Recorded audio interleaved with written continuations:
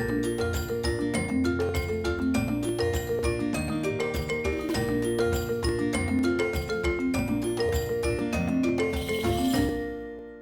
I'm Ralph Preston. I want to make this brief. I want to welcome you to the first stroke yoga class with Rachel Jarmusz. And these will be put on YouTube. And so you can watch along. I prefer to do yoga with somebody. So that's the point here. And Rachel's going to give us 4 classes that should get you on your own yoga path so that you can do it on your own without a teacher, and you'll always have videos on YouTube if you need more instruction. She's going to do a class, and we're going to ask questions after. So, Rachel, I'll turn it over to you. Yes, so I just want to say real quick that if we can mute our computers and then save questions for at the end. I know sometimes you feel like you want to ask something, but we're going to try to just move through a class as if we were in like a real, like a yoga setting, doing a class for a full hour. Then we'll take some questions afterwards. And if you were here last week, we kind of ran through the whole idea of this, but today is going to be a bit more broken down in terms of we're going to probably just stay in the chair and do a lot of breathing with our movement and stuff so that you guys have a good foundation. Of course, going back to the videos, Carla, like you said, your mind is kind of like, wait, what? How am I supposed to do that? You don't remember it, right? And I get that. I'm the same way.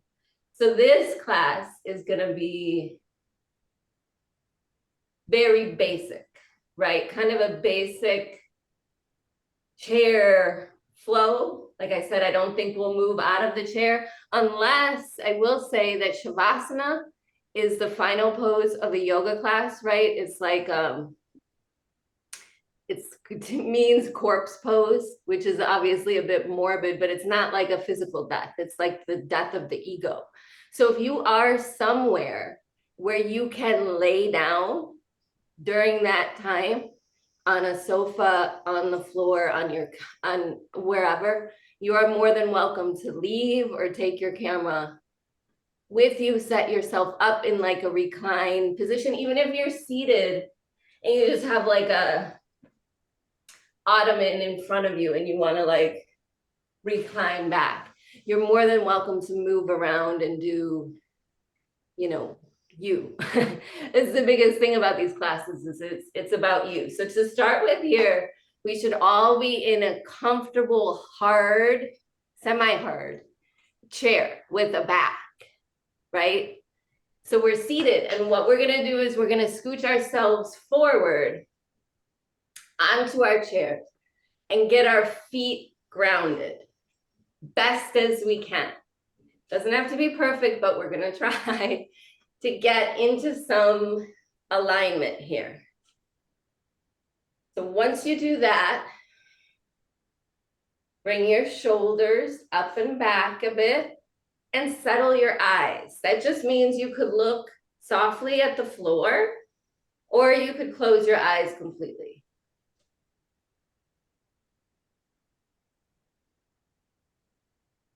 Find your breath.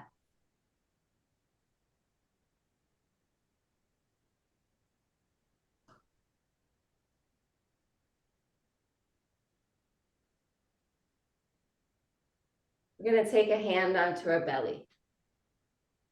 And we're going to send the breath into the belly. Now, what you should be noticing here is the expansion of the belly on that inhale, right?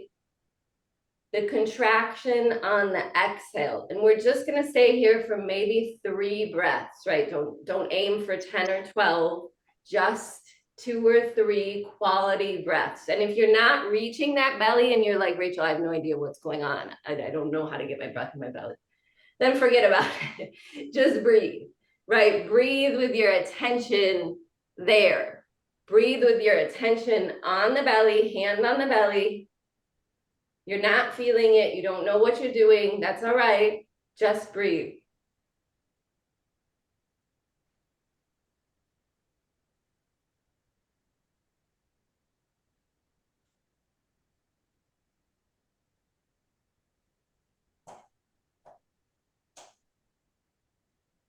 Now move your hand up. Find that bottom rib.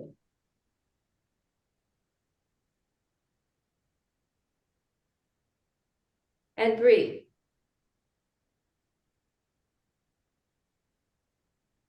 Expanding the belly and the diaphragm with the breath.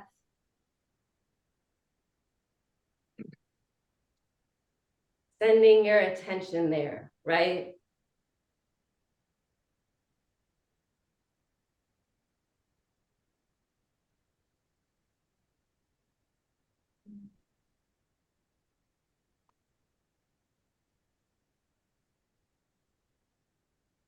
Moving the hand up to the heart. Now we're in the lung space, the chest. Taking that breath from the belly to the diaphragm, to the lungs, or to the heart.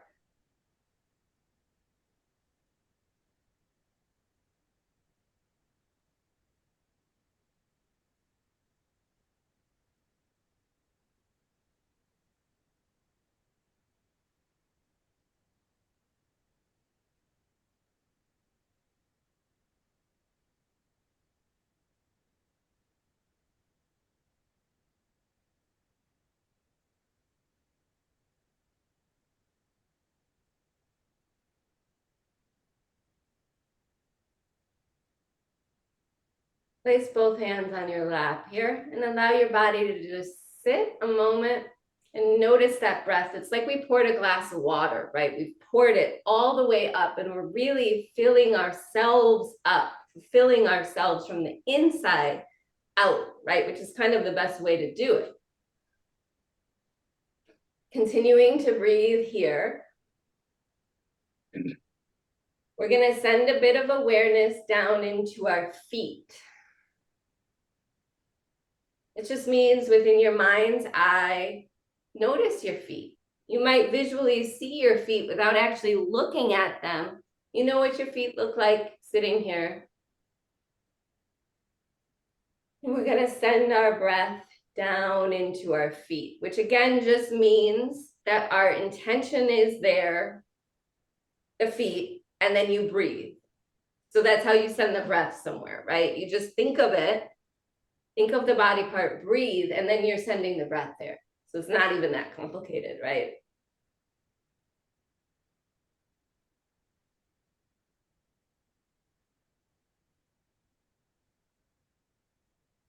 Softening the forehead and the jaw. Let your tongue relax away from the roof of your mouth. Let your shoulders be soft, almost dripping away from your ears.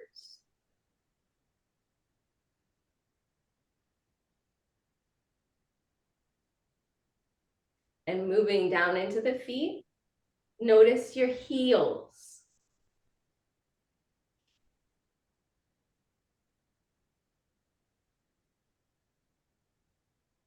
Almost imagining that we have like a little piece of chalk or a pencil. We're going to outline or draw around our feet here. Taking our attention from the heel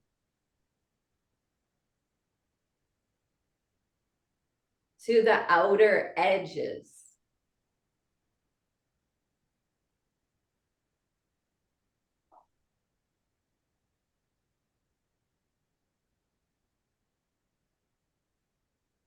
To the pad of the foot.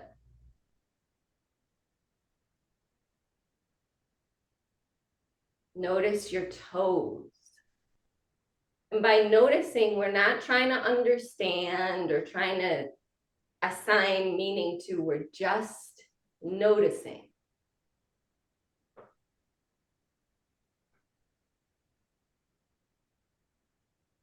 Moving into the arches, notice the arch of both feet.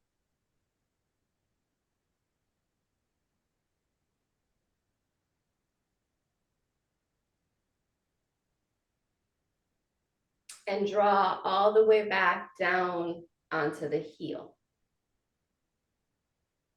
We're gonna do that again. And if you feel like you wanna move yourself around or readjust your feet in a way that you're feeling them differently, go ahead and do that now. We're gonna add a slight little movement here by bringing our attention into our heels and leaning back.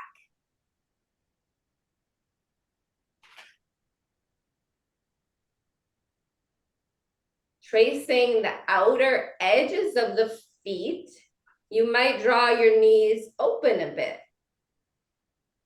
right? Like you're putting weight and putting attention on that outer edge.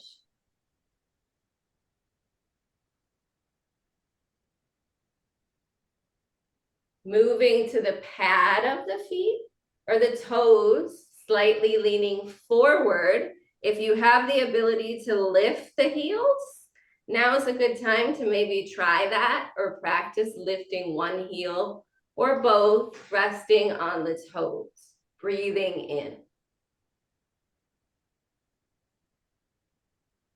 Bringing the feet back down to earth, noticing that arch, right? And what the arch does is this, right? It goes whoop, it lifts, and it gives us this bit of inner thigh space.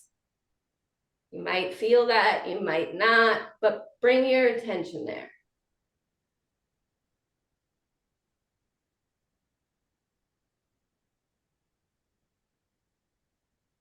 And back onto the heels.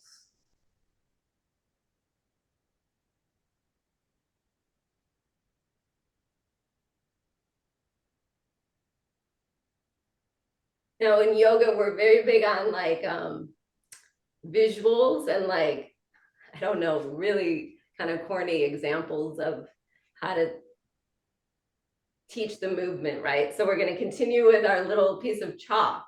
And we're going to imagine that our nose is a piece of chalk with a chalkboard right in front of us.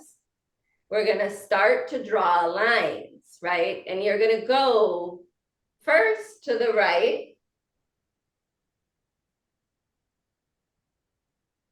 back through center, and to the left.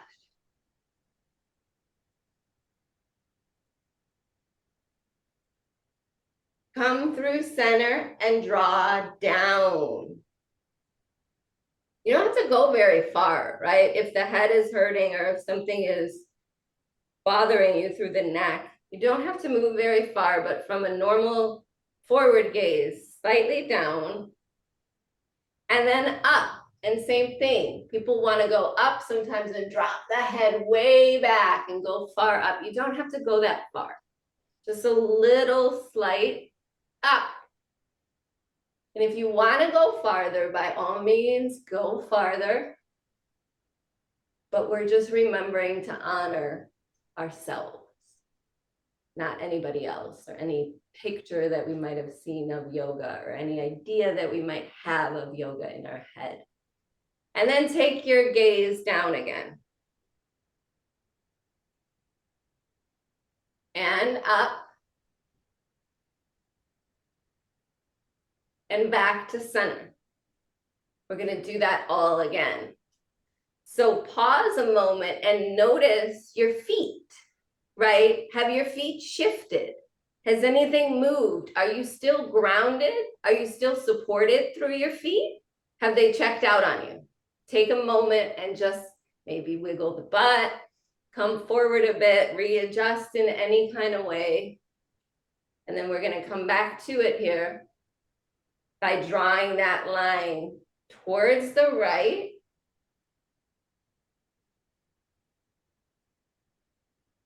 back through center, and to the left. It's a really nice way to open up the shoulders, by the way. You might feel that opposite shoulder releasing as your head turns. And then back to center. Come on down. And up.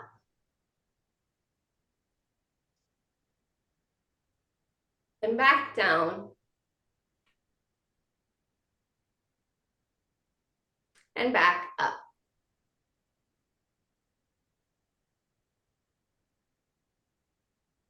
And back to center.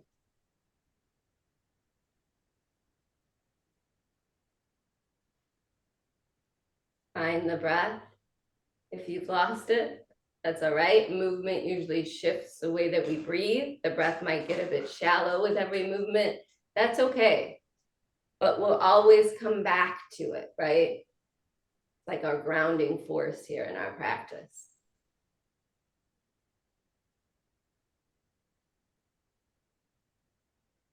Just spending a moment here, noticing your sitting bones, right? So we have two sits bones.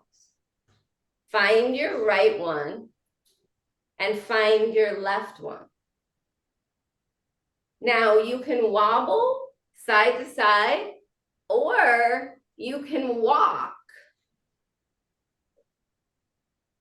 forward or backwards with the sitting bones, on the sitting bones, right? What you're doing is you're moving this big, hunky, giant bone, your femur here.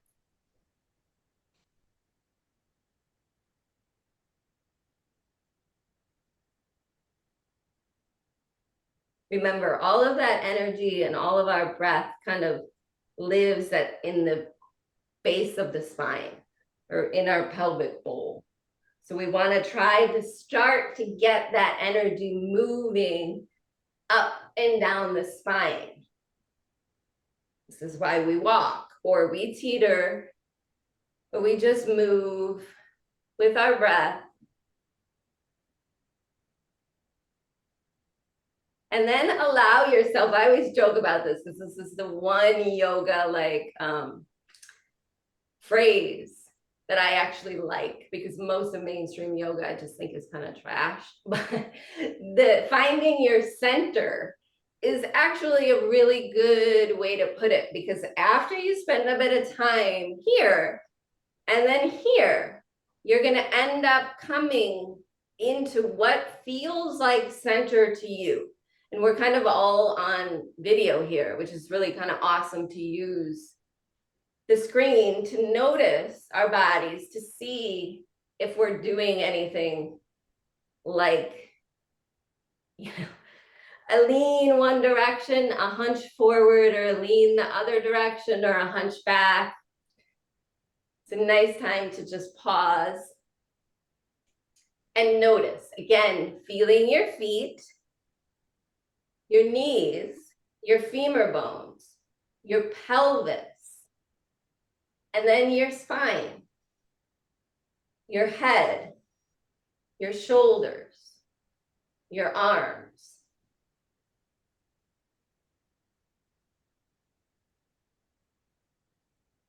Moving your right ear towards your right shoulder. Pause for a moment, almost like you're in bed, kind of softening towards a pillow. You're not like, I'm gonna force my ear to my shoulder, or lifting this shoulder to meet the ear because you feel like, okay, now I'm doing it.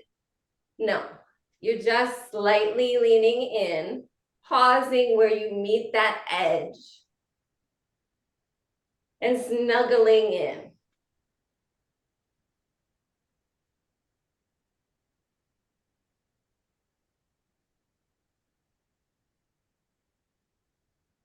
The most amazing softening happens when we do nothing.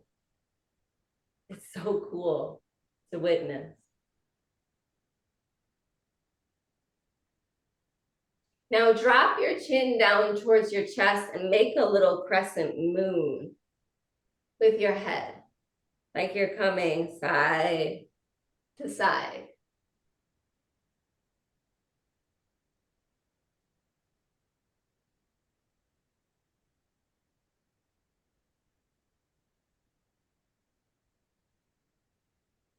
If you're comfortable here, you could come all the way up and around and back down, or possibly even take one hand to the back of the neck and create a little heat, a little warmth, or a little pressure, moving the head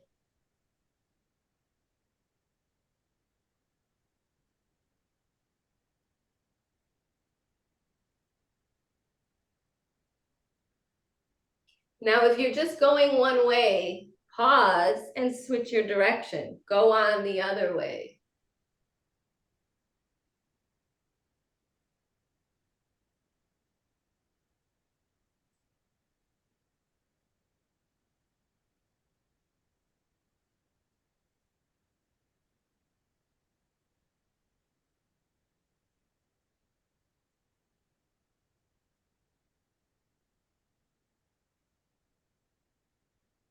And then the next time your head passes through center, so it's not like we're rushing to get there. Let it be natural. Let yourself pause. Chin to chest, forehead to knees. And just breathe.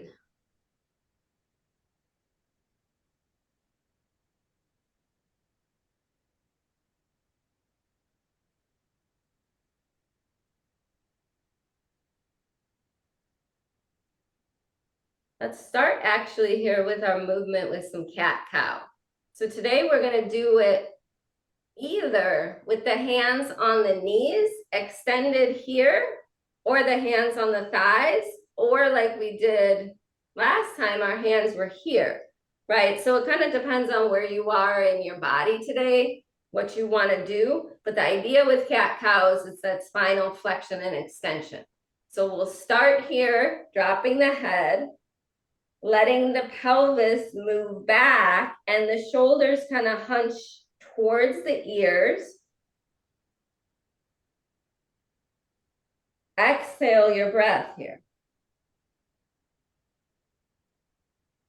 Now begin by pressing down into the feet, activating your core, lifting your head, lifting your heart, and widening out. I know a cow is not what any of us want to think of ourselves as, but this is where I say that yoga is just really kind of goofy and corny sometimes. Like it's just visuals. And it's very nice to visualize that broad collarbone and that teeny tiny tail.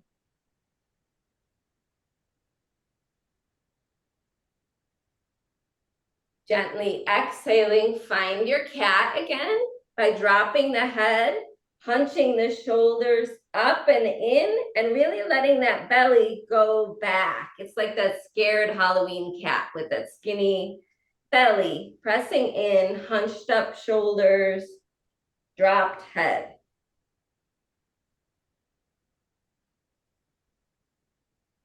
Now again, you press into the feet. Hands might press into the belly if you're here, or to the thighs, or to the knees. And you start to simply look forward. Let your shoulders come with you and be wide, broad. Some people like to really pull their elbows out here, and that's okay. You can draw really wide. Let your heart kind of be puffy in front of you. Even let your chin come up a little bit. And breathe.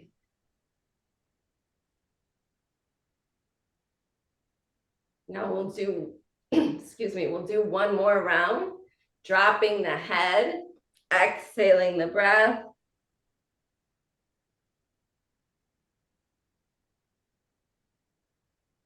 And inhaling, pressing forward.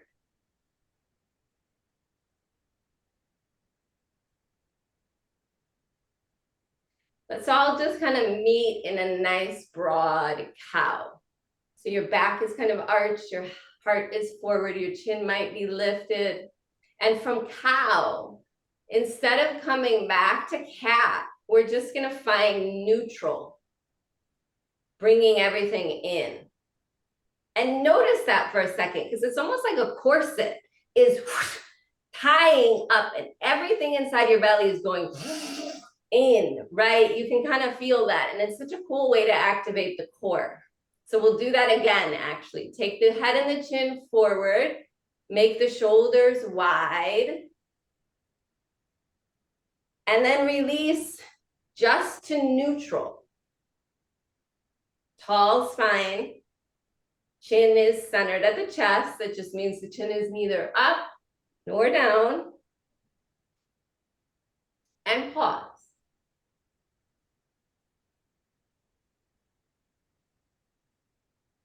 Really nice thing to do in the morning to get your energy going, cat cow, right? They're fun. You can do them on all fours. You can do them standing. I like to do them seated here. So we'll take our first twist here by bringing the left hand onto the right thigh and maybe the right hand on the hip or on the back of the chair, looking over, around, breathing.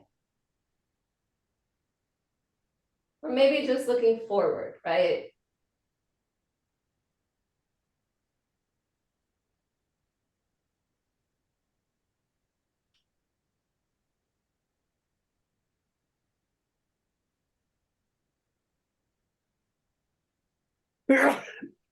Bless you.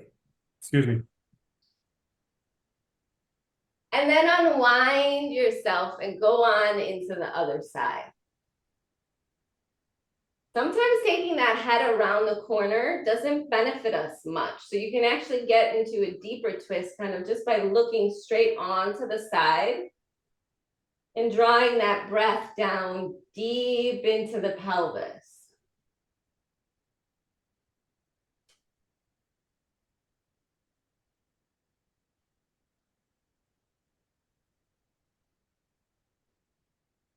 And gently unwind yourself coming back through center here. We'll find our first kind of pose, I guess, even though cat cow really is a pose, but our first stationary pose in child's pose, right? So a lot of us know child's pose to be arms out, you're on the floor, your hips are on your heels, you're reaching. In our chair, we're gonna find it simply by bringing the hands or the arms into the chest, squeezing here, exhaling your breath, and inhaling, lifting, coming forward onto the thighs and looking down. Now you might feel your butt kind of moving back while your heart and your head are kind of moving forward, allowing that belly really to rest on the thighs. This is such a good breathing pose, I swear. Notice that breath in the sides here. You know, your lungs are bigger in the back. And that's like something that I feel like we all kind of forget sometimes. So getting this access into the body really deep and full. This pose is it, right?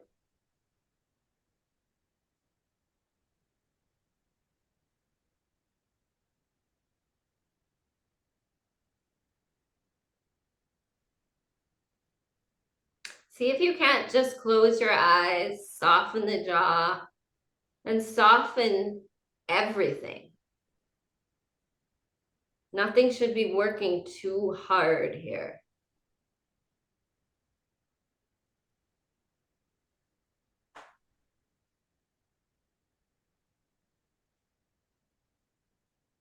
Now there's a lot of cool kind of ways to get out of this. But today we're gonna send the head and the gaze forward. Feel our core start to activate as our shoulders engage. And you might draw both of your arms or just one of your arms out towards the side walls. Lift and look up.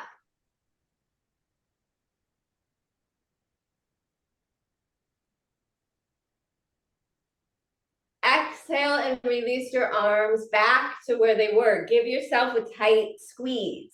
Maybe even like a little to the side and to the other side. It feels nice on the upper back, right? If you're one that carries tension up here, you just kind of ease into those corners, ease into those dark places, tight spaces. And then we'll find a second round of child's pose here by coming to center, grounding into the feet, lifting up and coming down. Maybe scooching your butt back a little. Again, there's these polar kind of opposites in every pose.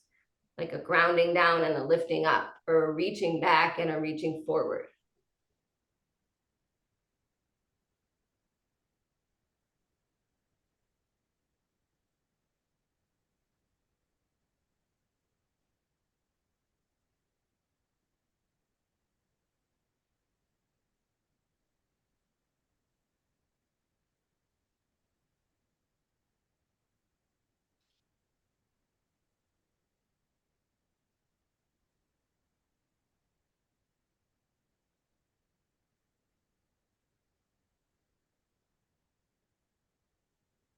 And now same thing, press into the feet, send the head forward, feel your shoulders start to engage. And whether one arm or both arms come up or no arms come up, it's just about bringing the chest up and back, looking up.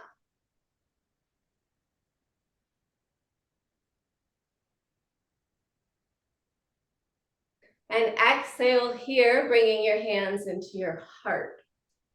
We're gonna come into Anjali Mudra, which is one of the hands to the heart poses, right? But we can do that in a variety of different ways, right? You can come fist over palm right here and hold.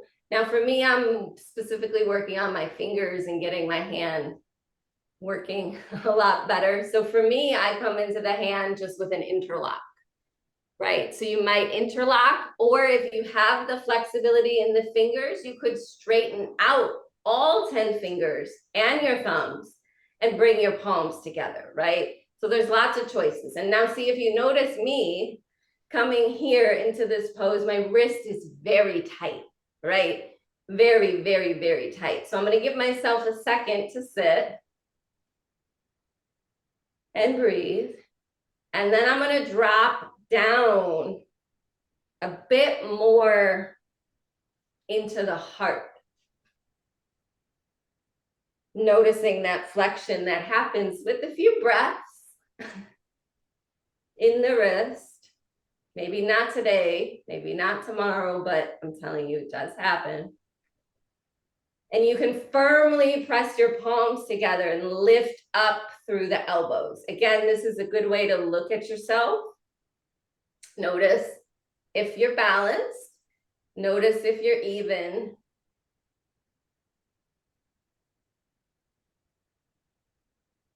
It's a very relaxing pose, right? You might feel like, just like, wow, okay.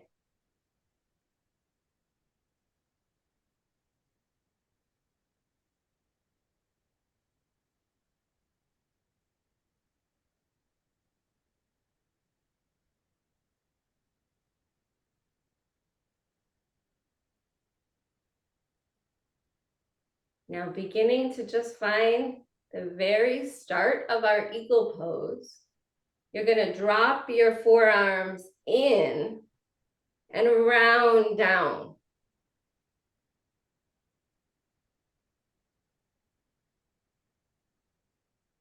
Pressing into the feet here, sending the head forward. You'll pick your hands up and go just as far as you can go up. You might go way far up and look back. You may just stay right along the chest, drawing your elbows in. Our elbows have a tendency to do this, right, and splay way out, which totally disengages our core. So we want to draw in, but not in so far as to bring them all the way in, right? Just gently bringing them in. Holding here.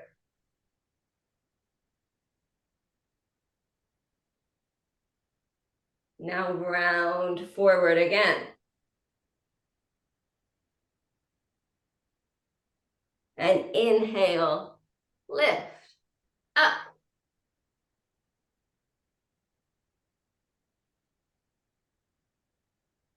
Maybe arch back and look back. And exhale, come down to just eagle right at the shoulder height, chest height, hold. And now if you want to advance this pose a bit, you might try to lift one leg.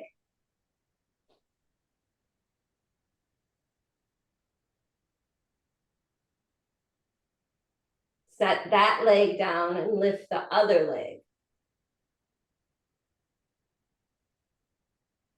Set that foot down and round down.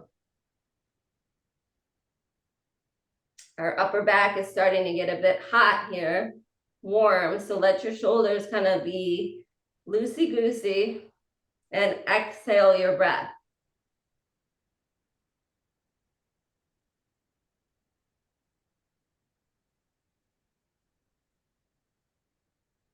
We are going to do one more round.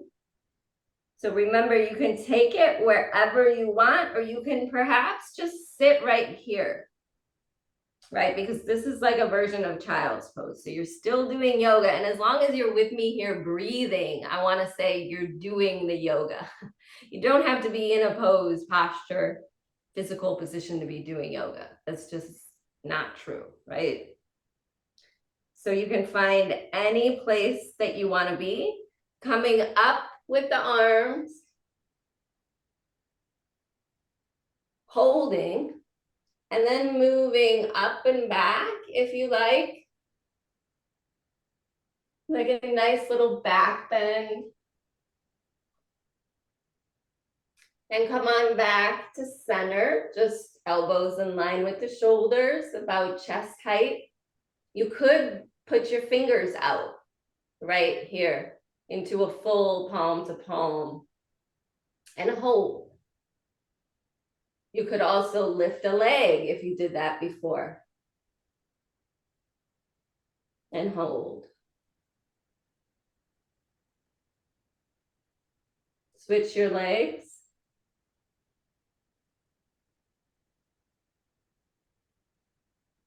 Set the feet down and round forward. It's a nice place to really go like with the breath. Let that breath be audible. Let it come out your mouth. And let's just shake the head a little bit here. No. Yes. Maybe no again.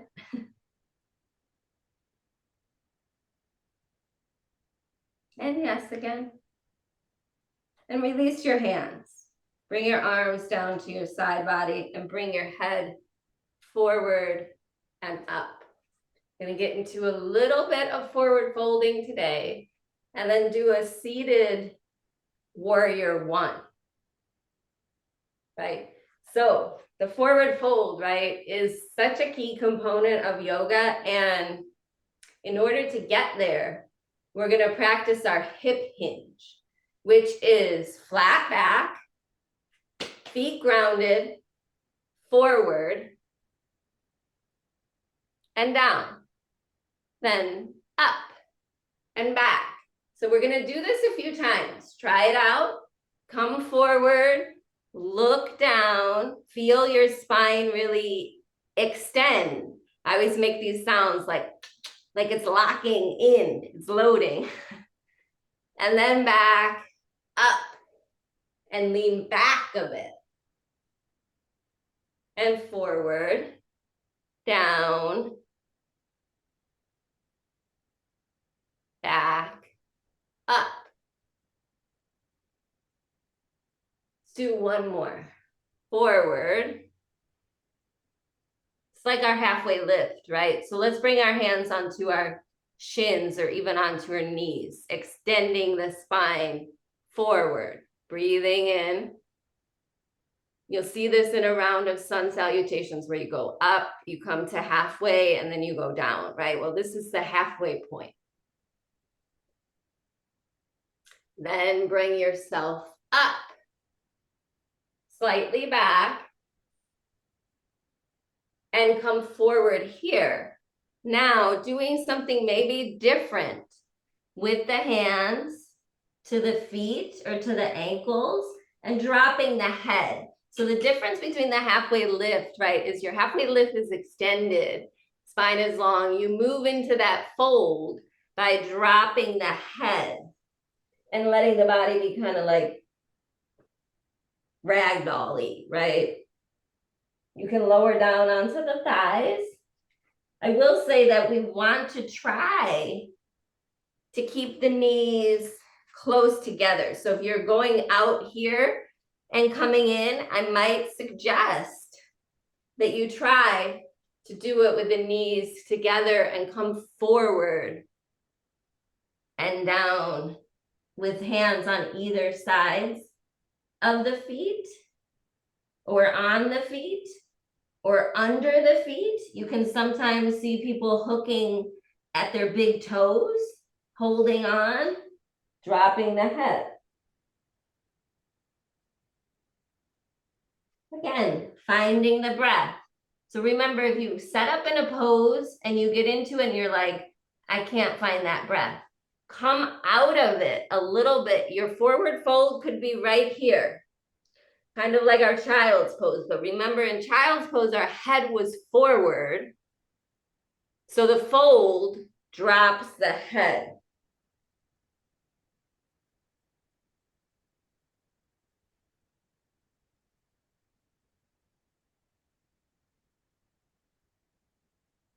Beautiful, beautiful.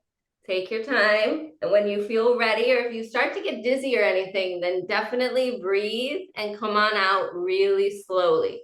The way that we get out of this one is we're just gonna like really slowly round the shoulders and restack our vertebrae coming up. Letting those shoulders lift almost without us having to do anything. And letting them set down and back. That's that lock in place, right? Let's just pause a minute, because sometimes you can get dizzy coming into that first forward fold. That's totally normal, right? It's not like there's something wrong with you or there's something bad going on. That's normal. You just want to be mindful of it and ease the body in and out of it. I wouldn't say don't do it at all, but be careful and breathe into it. So maybe let's try one more, right? At your own pace, your own timing, send your body forward, come on down and relax. Nice big breath.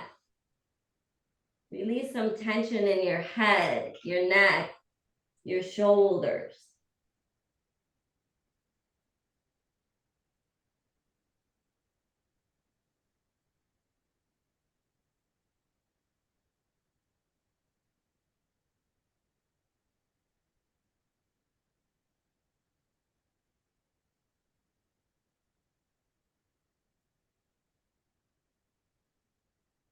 And then, like I said, ever so slowly, start to draw your shoulders towards your ears and your chest away from your legs. Round the spine and bring yourself up.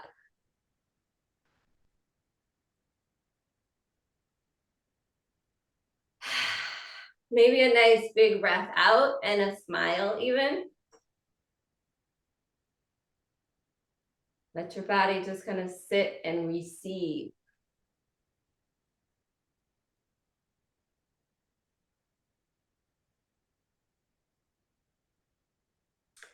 Now, coming into warrior one, if you were with me last week, we did a standing sun salutations, which we'll get to in the next coming weeks. But for today, we're just gonna do kind of the foundational, what's going on in warrior one? What's going on with this pose? What am I supposed to be doing? And so we are going to walk our right foot slightly in front of our left foot. Come to the edge of your chair, plant your left foot, and your right foot is just a little bit outside. You guys can't see my feet. Hold on. A little bit out in front of it, right? They're like in different aisles, so they're not coming all the way together. They're in different roads, so to speak. But one is behind and one is forward. This is warrior one.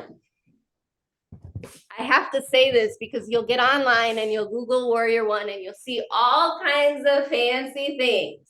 Arms lifted, the knee dropped, arched back, standing, all kinds of things, right? That's not Warrior One. Warrior One is 1 foot forward, 1 foot back, and you're standing. We're seated here, of course, but we're engaged. By standing, I mean we're engaged through our legs. So you're not just sitting here, you're very engaged. If any of your heels come up, mine does, you want to just probably draw it a little closer in. Get that heel really grounded, both of your heels. And try to stay there if you can. Shoulders up and back.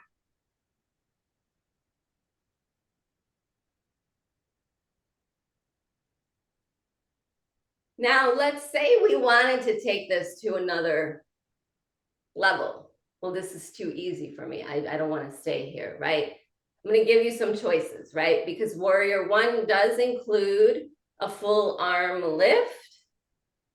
But in order to get there, we're going to kind of see where we're at with our bodies. And we're going to interlock at the thumbs. Send our arms forward. Now, if this is not going to work for you, don't panic right now. I'm just going to show this here.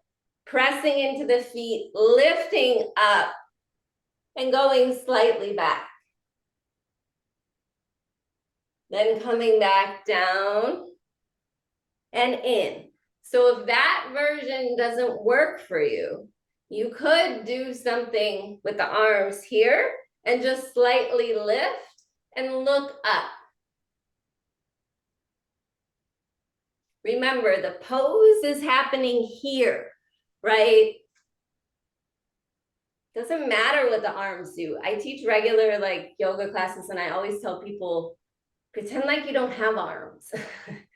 Pretend like they're not even there, because you lose the essence of yoga when you try to fling the arms somewhere and do something, which actually just works kind of nicely for stroke survivors with an affected arm. Lowering down out of that pose, we're going to switch our feet. So you're going to take that foot back and that foot forward. Switch them out. Let your body get placed. Let your heels ground down.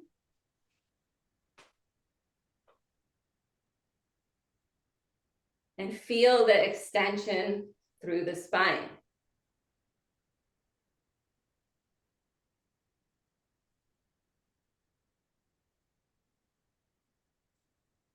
Now, thumbs forward, arms forward, elbows together, some sort of lift. In all actuality, you can just move from being at neutral to lifting the head. Take the arms with you wherever they can go.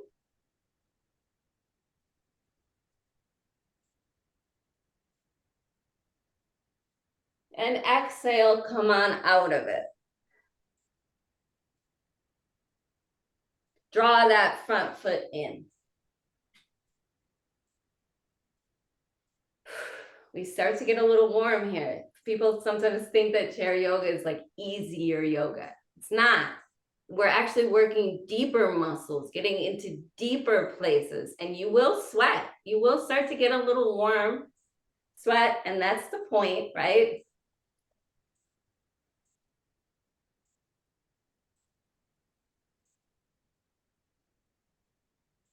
So we are going to do, I want to check my time. I'm like always going over. No, we're not going to do another round. We're going to do another pose here, coming into a wide stance. So you can go as wide as your chair legs go. You can go to the outside of your chair legs, or if your hips are more tight, you can come on in, but just from shoulder width, you're moving out a little bit, or a lot of it, whatever your body is giving to you today. And we're gonna sit. I hadn't really planned on doing this pose, but we're just gonna end with this before Shavasana. This is a nice goddess pose. So you might see goddess pose standing with somebody up on their toes, off their heels with their arms wide and big, and sometimes they stick their tongue out, right? So that is a version, as one version of the pose. We're gonna find a nice little kind of strong version of goddess here by grounding into the heels, and without moving the feet at all, you're drawing your heels in. Makes you sit up a little taller. Breathe. Now, all we're gonna do here is we're gonna bring our hands to our hips. Let yourself be really wide. Take up some space, something that a lot of us are afraid to do sometimes. Not here. We really let ourselves be free here, right? Now, slight little movement coming to the right side, back to center, and to the left side.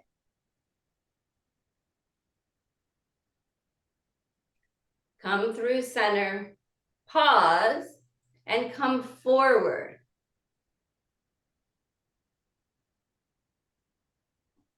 Go back.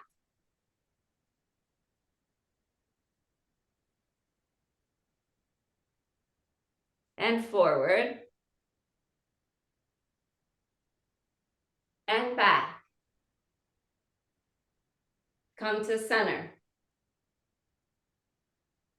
Move to the right, almost like you're grabbing or you're reaching for something. But in all honesty, some of the best yoga teachers in this country, in the world, teach it as if you have no arms. Why? Because once you reach, you hunch, right? You go bloop and your core disengages. So when you're really trying to work on the core and balance and stuff, you think of yourself as just a torso, which again works very kind of conveniently for us stroke survivors with an affected side. You don't have to worry about the arms. You just come over like you're reaching, but you're not reaching. And then back to center, to the other side. Come through center, pause, and come forward.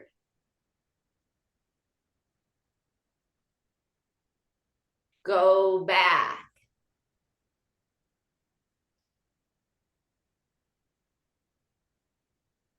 And forward here. We're going to take a little rest by bringing our elbows onto our knees and letting our gaze just stay down at the floor.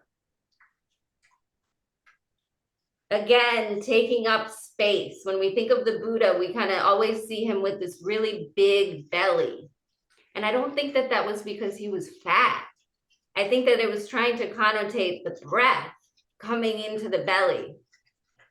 So think of yourself as like a little Buddha here, filling that belly with breath, not giving two shits, excuse my language, how you look or how big your belly might look, but just breathing fullness and life down deep.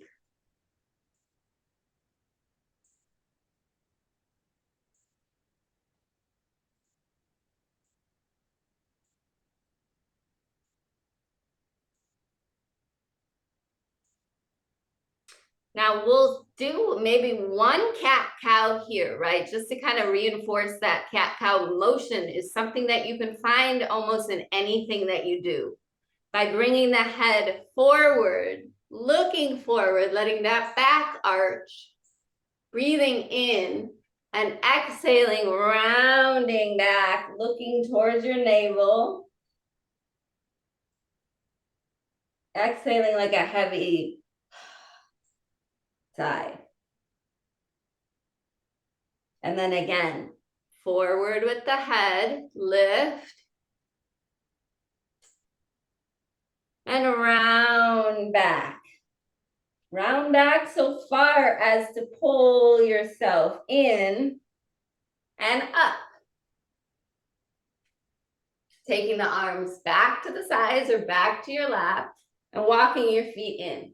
We're gonna give our legs a little bit of a break here because that wide stance can be a lot for the inner thighs sometimes.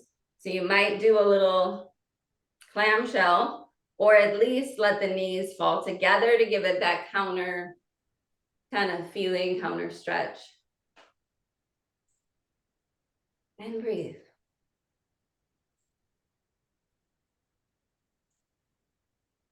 I think we probably have time for one more stretch. But we are going to focus in on the legs here. And we are going to grab our right leg, either from the front or from the back, lifting that knee up, pressing into the opposite foot. Setting that foot down and doing it again. Up and down. They say that you should do this like 3 or 4 times in the morning because it gets your lymphatic system flowing, all that energy and all those juices flow, right? So you can lift up, set it down. Let's do one more up. This time, extend the leg forward, drop the heel down, and let your leg be long. Let the other foot just come to support you here.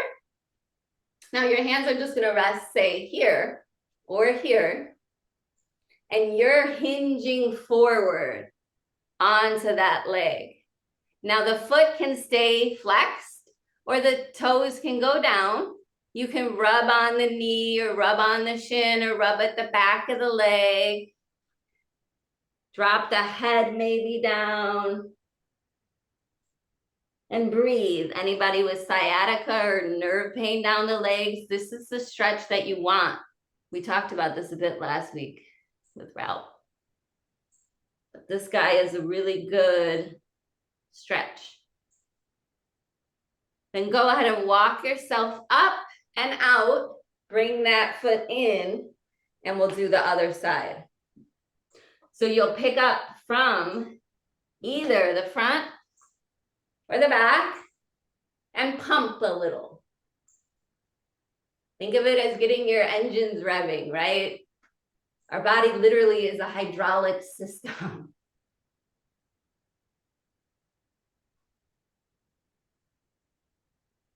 Now take that knee in and extend the leg long. Drop the heel.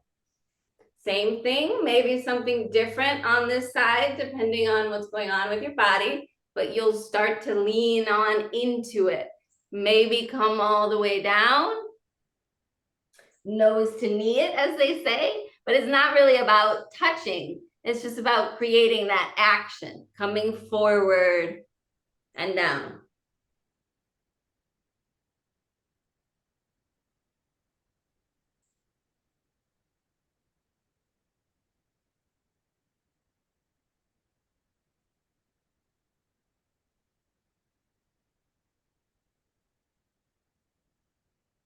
Sending the head and the gaze forward, walking yourself out. Bring both of your feet in and walk both of your feet together as far as they can comfortably come. Pausing here for a moment. I just want to make mention that it is about 12:03. If anybody thought that this was going to go an hour and has to go and run, no harm to me. You can check out. We're going to do maybe a 5-minute Shavasana with some breath. So again, this is a time if you want to lay flat or put yourself somewhere else, you can go and do that. I'm going to put on a little bit of brain music. And our job is to just going to be to either sit back fully in our chairs, let our back rest, maybe extend the legs to be super comfy, or lay down. Lots of options. I kind of like to think of Shavasana as the reward for everything that you just did, right? You get to be still. You get to allow your body to rest. Complete fullness, complete resting. Eyes closed.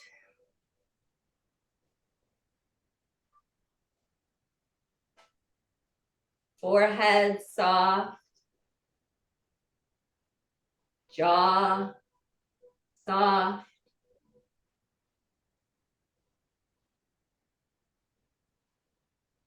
Shoulders soft.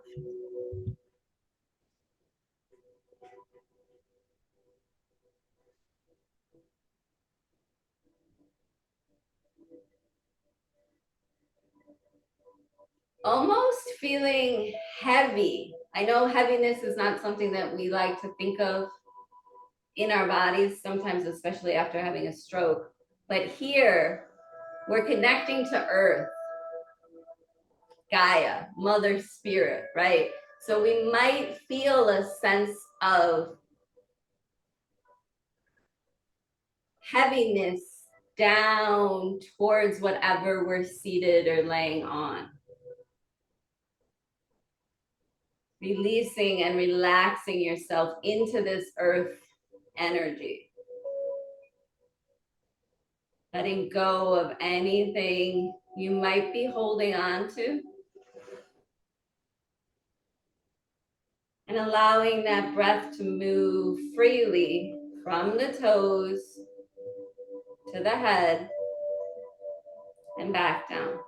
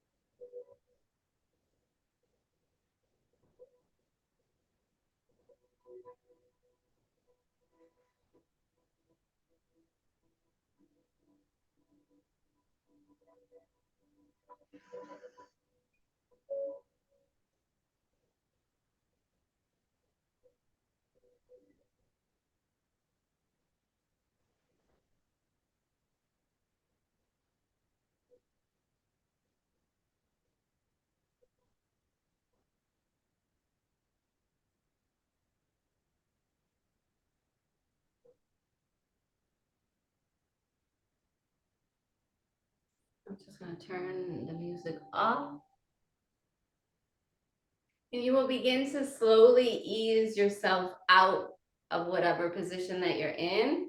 Coming into a seated position, we're going to all take our hands into our heart with our eyes closed still.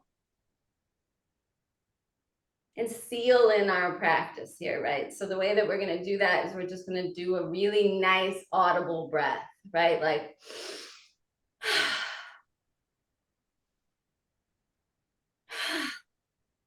maybe 2, maybe 3. Let that jaw drop open and the breath fully exhale. Now, I like to spend these last few minutes of any yoga class kind of just in a place of gratitude, honoring yourself for all that you are and for trying something new and different. Maybe bringing a small smile to the corners of your lips, maybe not. Honoring all that you are. The divine light that resides within me honors that divine light within you. And that is what the word namaste means. So you can say it after I say it or not, but I end every class with a nice namaste. Namaste.